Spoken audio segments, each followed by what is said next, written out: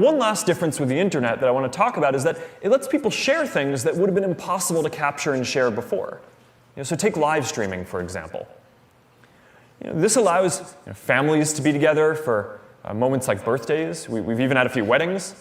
It allows school teachers to read to children bedtime stories who might not otherwise be read to. And of course, it's allowed us to witness some really important cultural moments. But we've also seen people broadcast self-harm and suicide and some terrible acts of violence. And these are new challenges. And our responsibility is to build systems that can respond quickly. And we're particularly focused here on well-being, especially for young people. We built a team of thousands of people and AI systems that can now detect risks of self-harm within minutes, so we can reach out to people when they need that help most. In the last year, we've helped first responders reach people who needed help thousands of times. So for each of these issues, I believe that we have two responsibilities: to remove content when it can cause real danger as effectively as we can, and to fight to uphold as wide of a definition of freedom of expression as possible, and to not allow the definition of what is considered dangerous to expand beyond what is absolutely necessary. And that's what I'm committed to. So these are new properties of the internet. But there are also shifting cultural sensitivities and diverging views on what content people consider dangerous. So take misinformation. No one tells us that they want to see misinformation. Right? That's why we work with independent fact-checkers to stop hoaxes that are going viral from spreading. But misinformation is a pretty broad category. A lot of people like satire, which isn't necessarily true. A lot of people talk about their experiences by telling stories that may be exaggerated or have inaccuracies, but speak to a deeper truth than our lived experience. And I think we need to be careful about restricting that. And even when there is a common set of facts, different media outlets often tell very different stories, emphasizing different angles and aspects of the story. So there's a lot of nuance here. And while I certainly worry about an erosion of truth, I don't think most people want to live in a world where you can only post things that tech companies judge to be 100% true. So we recently clarified our policies to ensure that people can see primary source speech from political figures that shapes our civic discourse. Political advertising is more transparent on Facebook than anywhere else. We keep all political and issue ads in an archive so everyone can scrutinize them for years to come, and that's something that no TV or print does. Now, we don't fact-check political ads, and we don't do this to help politicians, but because we think people should be able to see for themselves what politicians are saying. And for the same reason, if content is newsworthy, we also won't take it down even if it would otherwise conflict with some of our standards. Now, I know many people disagree with this, but in general, I don't think it's right for a private company to censor politicians or the news in a democracy. And we are not an outlier here. The other major internet platforms and the vast majority of media also run these same ads. American tradition also has some precedent here. The Supreme Court case I mentioned earlier that gave us our current broad speech rights was actually a case about an ad with misinformation in it. It was an ad supporting Martin Luther King Jr. and criticizing the Alabama Police Department. And the police commissioner sued the Times. The jury in Alabama found against the Times. And then the Supreme Court unanimously reversed that decision, creating today's speech standard. So as a principle, in a democracy, I believe that people should decide what is credible, not tech companies. Now, of course, there are exceptions. And even for politicians, we're not going to allow content that incites violence or risks imminent harm. And of course, we don't allow voter suppression. Voting is voice. Fighting voter suppression is as important for the civil rights movement as free expression has been. And just as we are inspired by the First Amendment, we're inspired by the 15th Amendment too. Now, given the sensitivity around political ads, I've considered whether we should stop allowing them altogether. From a business perspective, the controversy certainly is not worth the very small part of our business that they make up.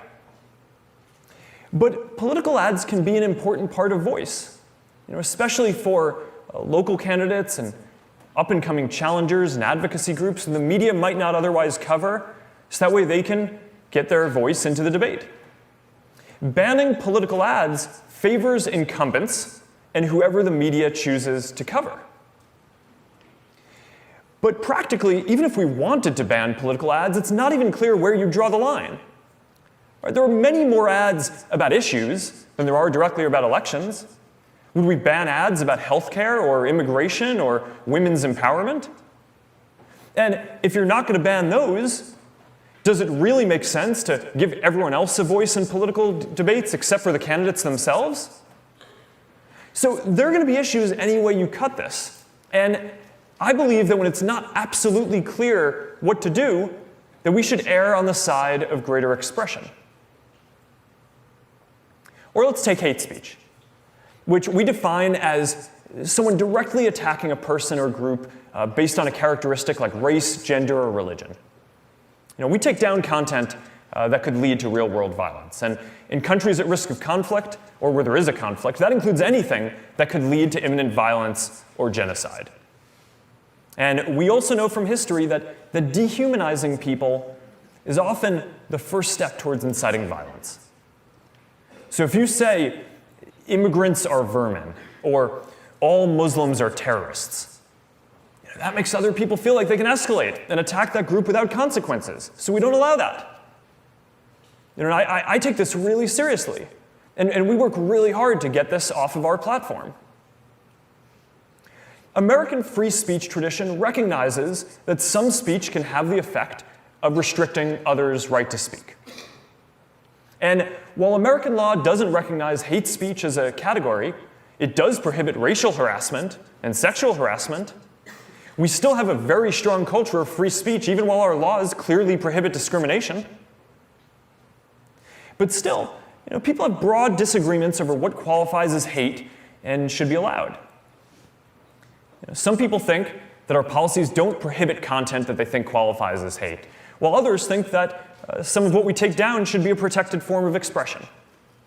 This has been one of the hardest categories to get right. Now, I believe that people should be able to use our services to discuss issues that they feel strongly about, from religion and immigration to foreign policy and crime. And I think you should even be able to be critical of groups without dehumanizing them. But even this it's not always straightforward to judge or implement at scale, and it can often lead to some unfortunate enforcement mistakes on our part. Is someone reposting that video of a racist attack because they're condemning it? Or are they glorifying it and hoping that people copy it? Are they using normal offensive slang? Or are they now using an innocent word in a new way, hoping to incite violence or even genocide? Now, multiply those linguistic challenges by more than 100 languages around the world where we operate. Rules about what you can and can't say often have unintended consequences. When speech restrictions were implemented in the UK in the last century, Parliament noted that they were often applied more heavily to citizens from poorer backgrounds because the way they expressed things didn't match the elite Oxbridge style. And I believe that in everything we do, we need to make sure that we are empowering people and not simply reinforcing existing institutions and power structures. So that brings us back to the crossroads that we find ourselves at today. Are we going to continue fighting to give more people a voice to be heard? Or are we going to pull back from free expression? Now, I see three major threats ahead. The first is legal. And we're increasingly seeing laws and regulations around the world that undermine free expression and people's human rights. And these local laws are each individually troubling, especially when they shut down speech in places where there isn't democracy or freedom of the press. But it's even worse when countries try to impose their speech restrictions on the rest of the world. So this raises the larger question about the future of our global internet. China is building its own internet focused on very different values.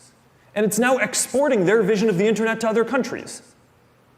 Now, until recently, The internet in almost every country outside of China has been defined by American platforms with strong free expression values.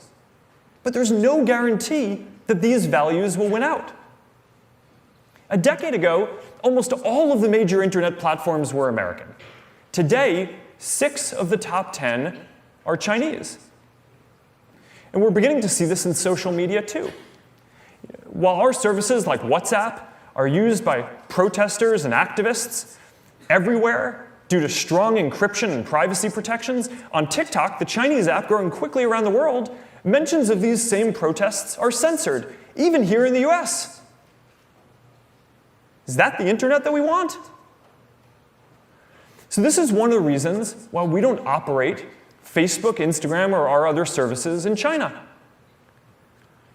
I wanted our services in China because I believe in connecting the whole world, and I thought, maybe we could help create a more open society. And this is something that I worked hard on for a long time. But we could never come to agreement on what it would take for us to operate there, and they never let us in. And now, we have more freedom to speak out and stand up for the values that we believe in and fight for free expression around the world. So this question of which nation's values are going to determine what speech is allowed for decades to come really puts into perspective our debates about the content issues of the day. Because while we may disagree on exactly where to draw the line on specific issues, we at least can disagree. That's what free expression is. And the fact that we can even have this conversation means that we're at least debating from some common values. If another nation's platforms set the rules, our discourse can be defined by a completely different set of values. So to push back on this, as our policymakers work to define internet policy and regulation to address public safety and the important social issues, I think that we should also be proactive and write policy that helps the values of voice and expression triumph around the world. The second challenge to expression is from the platforms themselves, including us. Because the reality is that we make a lot of decisions that affect people's ability to speak. Now, I'm committed to the values that we're discussing today, but we won't always get it right. I understand that people are concerned about how much control we have over how people communicate on our services, and I understand people are concerned about bias and making sure that their ideas are treated fairly. And frankly, I don't think that we should be making so many important decisions about speech on our own either. We'd benefit from a more democratic process and clearer rules for the internet and some new institutions. So that's why we're establishing an independent oversight board for people to appeal our content decisions.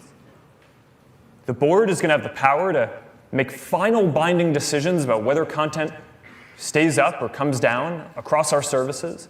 And these are going to be decisions that our team and I cannot overturn. And we're going to appoint members to this board who have a diversity of views and backgrounds, but who each hold free expression as a paramount value.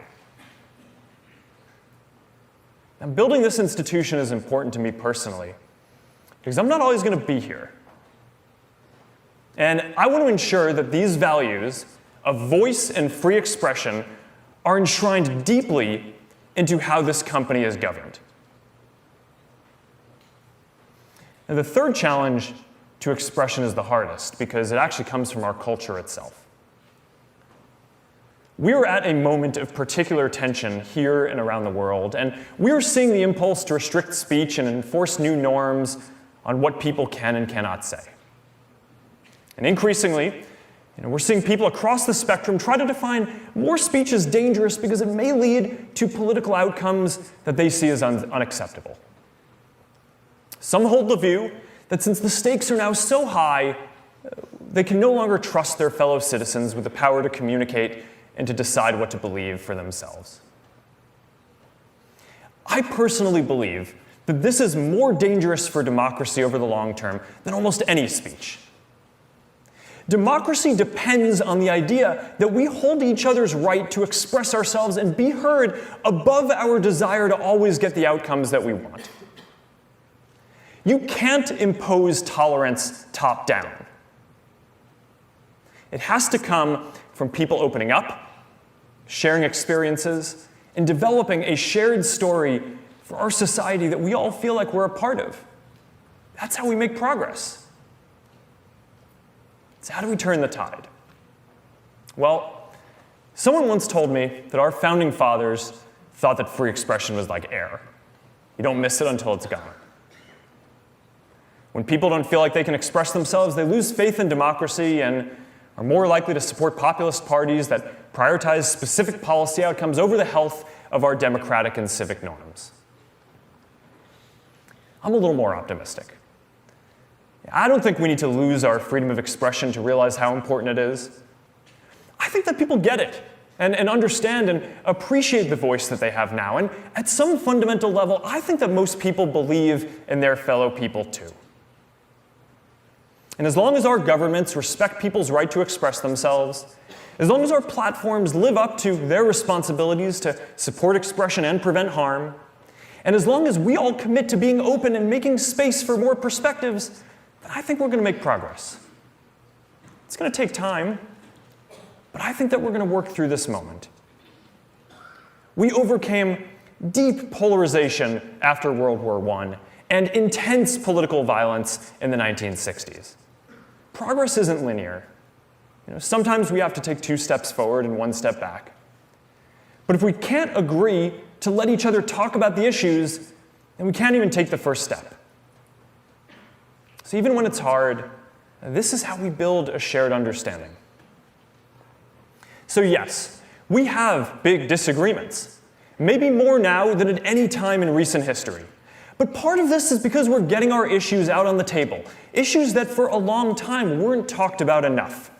More people from more parts of our society now have a voice than ever before, and it's going to take time to hear all these voices and knit them together into a coherent narrative.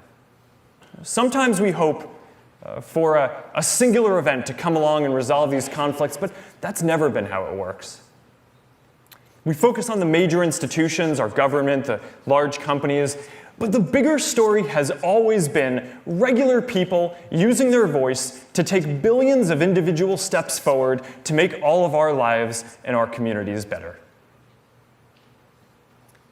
The future depends on all of us. And whether you like Facebook or not, I think we need to recognize what is at stake and come together to stand for voice and free expression at this critical moment. I believe in giving people a voice because at the end of the day, I believe in people. And as long as enough of us keep fighting for this, I believe that more people's voices will eventually help us work through these issues together and write a new chapter in our history where from all of our individual voices and perspectives, we can bring the world closer together. Thank you.